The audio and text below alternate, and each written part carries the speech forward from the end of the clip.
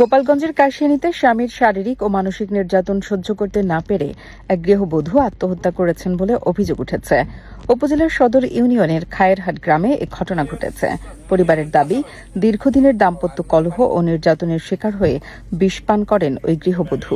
নিহতের স্বজনরা জানান, 2011 সালে পারিবারিকভাবে করিম শেখের সঙ্গে রোজিনার বিয়ে হয়। এরপর থেকে করিম শেখ রোজিনার উপর মানসিক ও শারীরিক নির্যাতন চালিয়ে আসছিল। গেল শুক্রবার সন্ধ্যায় সংসারের বাজার করাকে কেন্দ্র করে স্বামী স্ত্রীর মধ্যে বাকবিতণ্ডা হয়। এক পর্যায়ে করিম শেখ তার স্ত্রীকে মারধর করেন। পরে ক্ষোভ ও অভিমানে রোজিনা বিষ পান করেন। বিষ পানের পর প্রথমে রোজিনাকে কাশিয়ানী উপজেলা স্বাস্থ্য কমপ্লেক্সে নেওয়া হয়। সেখানে তার অবস্থার অবনতি হলে ফরিদপুর মেডিকেল কলেজ হাসপাতালে পাঠানো হয়। সেখানে চিকিৎসাধীন অবস্থায় শনিবার দুপুরে তার মৃত্যু হয়। আমার এই মামাতো বোনরে শুক্রবারের দিন খুব মারার পর এরপর ও আবার বিকালে আসে খুব গালাগালি করে আবার ওরে দুইটা তিনটে বাড়ি দেয় পিঠে এবং হাতে। তার হাজবেন্ড তাকে মারে এবং গালাগালি করে আর ওর মুখে দুটো তিনটে ঘুষি দেয়। তারপরে ওই একটা কাটার চিহ্ন আছে ওর মুখে এবং ওই যে পিঠে দাগ আছে, হাতেও মারছে লাঠি দিয়ে। তারপর সে বিষ খাইছে। বিষ খাওয়ার পর ওর একটা বাচ্চা আছে, বাচ্চার বয়স মনে হয় 10 বছর হবে। 10 বছর ওর বাচ্চা ওর মারে একটু সময় করছে, পরে ওর বাবাকে ডাক দিছে, আরো পাশে লোকজন ছিল। তারপরে ওর বাবার ডাইকে গেছে। এরপর ওর বাবা কাশিনী হসপিটালে নিয়ে গেছে। হসপিটালে নেওয়ার পর ওইখান থেকে সাময়িক ট্রিটমেন্ট দিছে, বলছে যে আপনি ফরিদপুর নিয়ে যান। ফরিদপুর নিয়ে গেছে, পরে ওইখান থেকে ট্রিটমেন্ট হয়েছে, মারা গেছে 11টার দিক।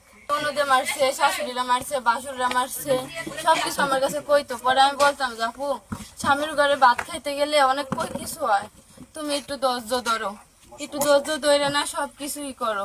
পরে কইতো, বোন রে আমি কি ভাই ধৈর্য ধরবো, আমার সংসারে তো আরেকজন চলে আসতেছে। পরে তাও বুঝাইতাম, আপা তুমি সংসারটা ঠিক মতন করো, টাকা লাগলে টাকা আমরা দিয়াম।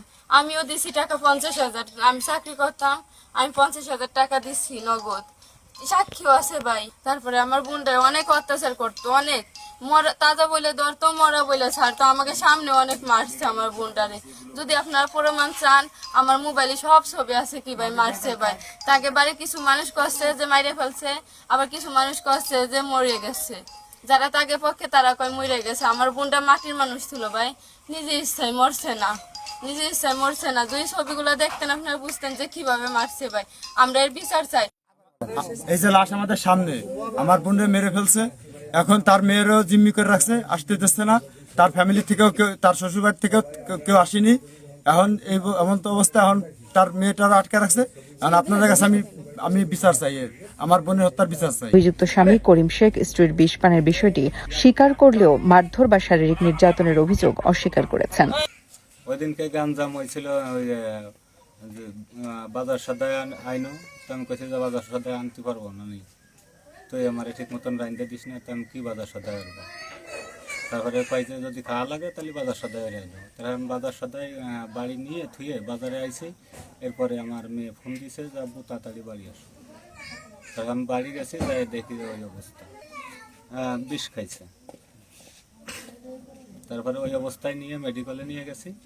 তারপরে ওখান থেকে ফরিদপুর নিছি, নেওয়ার পরে চিকিৎসা করাইছি। মারা গেছে কাল বেলা 11:10। মারি চিহ্ন আমি তো মারি নেই, ওটা হাসপাতালে একটা চেকিং হয়েছে। ঘটনাটির সত্যতা নিশ্চিত করে কাশিয়ানী থানার ভারপ্রাপ্ত কর্মকর্তা জানান, এ ঘটনায় একটি অপমৃত্যুর মামলা দায়ের করা হয়েছে। ময়নাতদন্তের প্রতিবেদন ও তদন্তের ভিত্তিতে পরবর্তী আইনানুগ ব্যবস্থা গ্রহণ করা হবে।